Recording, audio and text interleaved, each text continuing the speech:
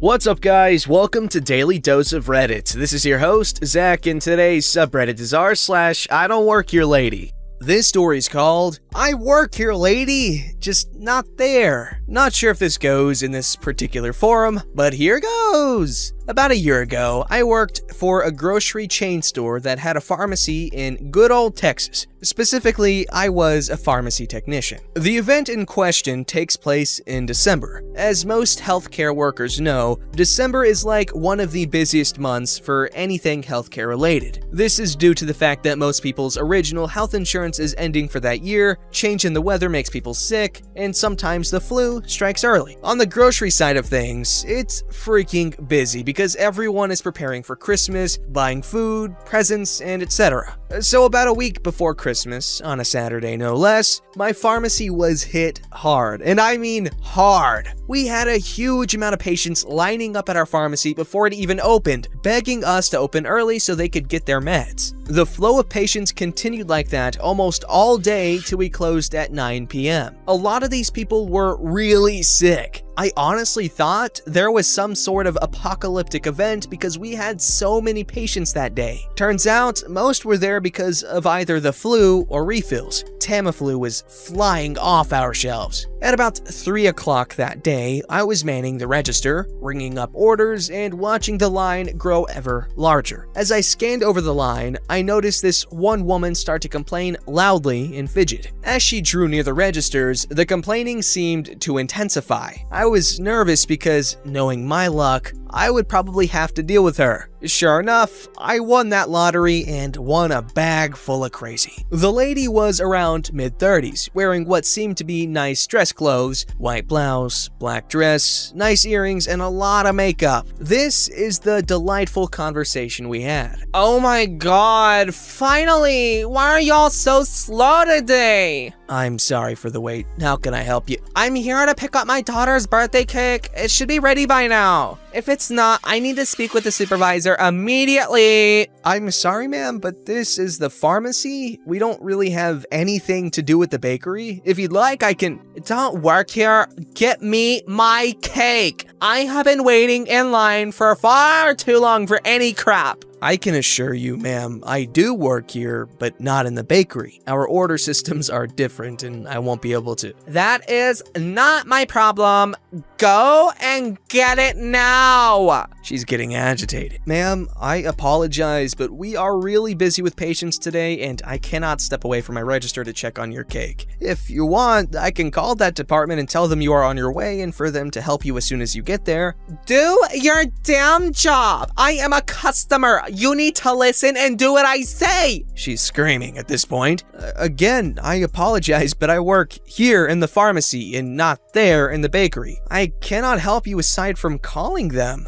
No, no, no, no, no! Screaming and pounding her fist on the counter. At this point, my pharmacist heard the screaming and fist pounding and came to check up on me. Hi, I'm sorry, ma'am, but what seems to be the problem? This idiot won't get me my daughter's birthday cake! I explained the situation to my pharmacist. It is important to note that my pharmacist was actually an awesome dude. He was a very chill guy, but when it came to complete ignorance from a customer, sometimes he would lose it. Pharmacist angrily and with a pointed finger, "Ma'am, don't call my tech an idiot. And where do you think you are right now? This is not a bakery. This is a pharmacy. We have actual sick people here who need attention. Get out of line and go there if you want your stupid cake."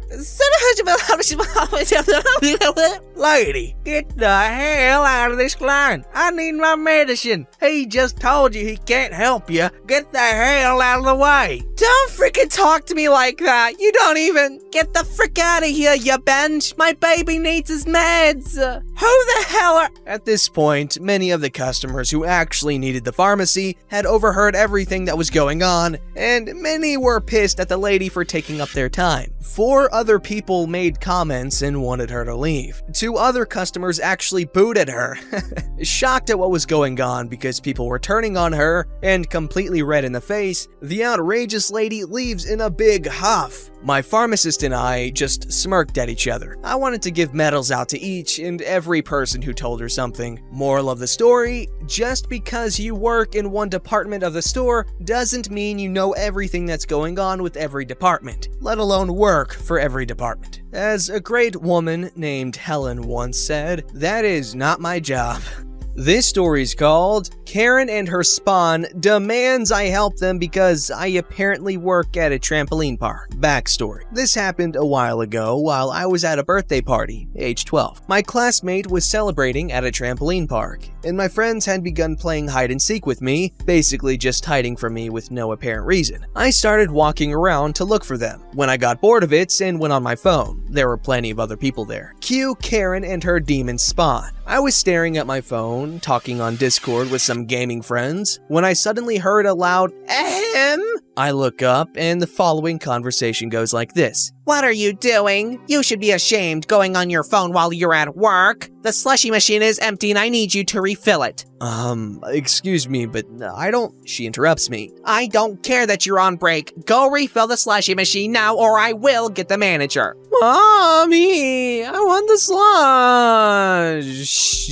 Keep in mind, this dude was about 15 and acting like a baby. I know, Demon Spawn. I'll get you your slush. She now turns to me. So, what are you waiting for? Go get him the slush. I then laugh awkwardly, as I'm not good in social situations. I'm sorry, but I don't work here. You're gonna have to talk to an employee about that. That's bullcrap. You're obviously an employee. You're even wearing the uniform. The uniforms were orange and had the name of the company written in 3D in purple and gray pants. I was wearing black Adidas pants and a black hoodie with a white square on it. And inside the arm was a man that looked like he was falling. I do not. The uniforms are obviously orange and not black. You still work here? There's a picture of a man jumping on your shirt. Now go get us a slush, and because of this inconvenience, it should be free. Karen then proceeds to drag me up by my arm, so I end up standing. Now, just so you know, I was not very small then. Not now either. As a 12-year-old, I was about 175 centimeters tall, and I was pretty strong. So as you could probably tell, I was looking down at both of them. As Karen was very small and her son slightly taller than her, I also did not look like I was 12 years old and could easily pass for a 16-year-old. She got caught a little bit off guard, but her face quickly turned into the devil. She whispered something to her son, and before I could figure out what was going on, both threw themselves onto the ground and started screaming, "Help! Help! This girl just attacked me and my son and stole his phone!" I was now cringing extremely because I hate being in the spotlight. So I was blushing hardcore at that point and putting on my hood, and everyone was staring at us. Friend then comes out of her hiding spot and rushes over to us. "What are you doing?" She's talking to the two idiots, by the way. She then stops and looks at me. "Are they having a seizure?" My friend and I have a weird type of humor. My friend also knows that I'm not good in situations like this, so she stepped in front of me, even though she was a lot smaller than me. "This maniac swung at me and my son and stole his phone!" She screamed again. Friend rolled her eyes because she knows that even if I was one of the strongest people at school, I wouldn't have hurt anyone. Nice employee then comes over to see what's going on. "What's going on here? Are you okay, ma'am?" Insert what she has said 2 times before. "Okay, calm down." She looks at me. "Is this true, ma'am?" No, she came up to me and claimed that I work here. When I told her no, she threw herself on the ground and started screaming. Nice employee, looking a little skeptical because I looked kinda shady. "Okay, is that your phone?" "Yes, it is. I even have my fingerprint saved and I can unlock it by passcode too." "That's bull crap. She saw my son unlock it with the code, stole it, and put her fingerprint in it." "Okay, calm down. We can just go through the security cameras and see what happened." Karen goes pale as a ghost. "Oh, I'm sure that's fine. We're about to be late for my son's soccer practice. I'll buy him a new phone." She then grabbed her son's wrist and hurried out of there. Nice employee apologized and gave me a free slush. It was filled again when I was about to leave from the party, and friend and I got a good laugh later. Well, that was crazy. Trampoline parks are pretty cool, and you get really tired and, thirsty. I know the one time I went there, I drank like 3 energy drinks in the couple hours I was there. So a slushy would really hit the spot. So can you really blame them for throwing a tantrum like that? This story's called Crazy Teacher Tries to Expel Me. I recently graduated high school, so I obviously still look like a high schooler. I went to visit my old high school as I was picking up my sister who was shadowing there. This was a private Catholic all-girls high school with no more than 400 girls. Being as it was a small school and I being a recent graduate, most staff and students knew me. First thing you do to enter the school is you need to get a badge from the front desk. It clearly said alumni. I put it on my shirt, I pull out my phone and plug my headphones in and headed to my old advisor's classroom. It was still early to pick up my sister and I got permission to meet with my old advisor. Since it was a bit of a walk, I was wearing wedges, jeans, and a blouse because I just came from a presentation at my university. I plugged my earbuds in and examined the hallways. All of a sudden, someone rips my earbuds out of my ear. Why are you not in uniform? It is not 150 yet. It was a rule that you couldn't be out of uniform until after 150 if you were a senior, since it was a senior privilege. Also, you know the rules. 1 earbud. She waves my earbuds in my face. I'm sorry, miss, but She cuts me off. Also ripped jeans and hooped earrings? That is a dress code violation. I try to speak. Come with me to the dean. Everyone was in an assembly in the other building, so no one but some teachers were in the main building. This lady takes me to the dean's office. I knew the dean well. She was my coach's mom and my other coach's wife. Crazy Teacher pushes me to the chair outside the office, knocks on the door, tells the dean she has a student who is breaking several handbook rules. The dean says she is finishing up an email and says she'll be out in a few. Crazy Teacher looks back at me as I again try to explain to her that I am not a student. I point to my now messed up badge. She ignores me and I give up and pull my phone out. I am very annoyed at this point and just wanted to piss her off because I was doing nothing wrong. She sits on the other chair across the hall and sees me take my phone out. The moment she does, she tries to pull it out of my hand and tells me I should not be on my phone during school hours. I go, ma'am, I am not a student here. I go to insert university here. I am here for my sister. She rolls her eyes. Being accepted into a college does not mean you are there yet. You are still under our rules, she says. After a few minutes, the dean walks out and doesn't see me at first and looks at Crazy Teacher and goes, "Who is it?" The Crazy Teacher points at me and the dean follows her finger and sees me giving her the "Lord help me cause I cannot be held responsible if this lady yells at me again." She asked me to come inside her office without Crazy Teacher. OP, great to see ya. How's college? Great. My sister is shadowing today and I got out early, so I came down to hopefully say hi to my old teachers. That's good. I saw your sister's name on this morning. Wonderful girl. At this moment, she calls Crazy Teacher. Crazy Teacher, what was the problem with Miss... My name? She was on her phone and had 2 earbuds in wandering the halls. Also, she is in several violations of dress code. She needs to be punished. I asked her several times to put her phone away. She also talked back to me and lied about her status here. I sigh. I look at the dean. I laugh. This is no laughing matter. I am so sorry for Crazy Teacher's behavior. She's new here. This is OP. She's alumni of 2019. Her sister's shadowing today. I cannot punish her for anything. She has her name tag saying she is an alumni visitor. She points to the name tag. Thank you, Dean. Crazy Teacher, I am sorry for the confusion. I did not mean to cause trouble. Dean asks Crazy Teacher to return to work and she'll be talked to later. The dean asked me if I wanted to report her and I was like, no, thank you. It was a misunderstanding. An unnecessary one, but still a mistake. Dean nods, hugs me, and I was off to see my other teachers. I finished visiting the teachers that were there and walked past the office of Crazy Teacher, who sat there and gave me glares. I smiled. I went back to the front desk and waited for my sister. Nothing happened to Crazy Teacher, but I heard she got a good lecture about the way to approach students or visitors. Crazy Teacher needs to take that stick out of her butt.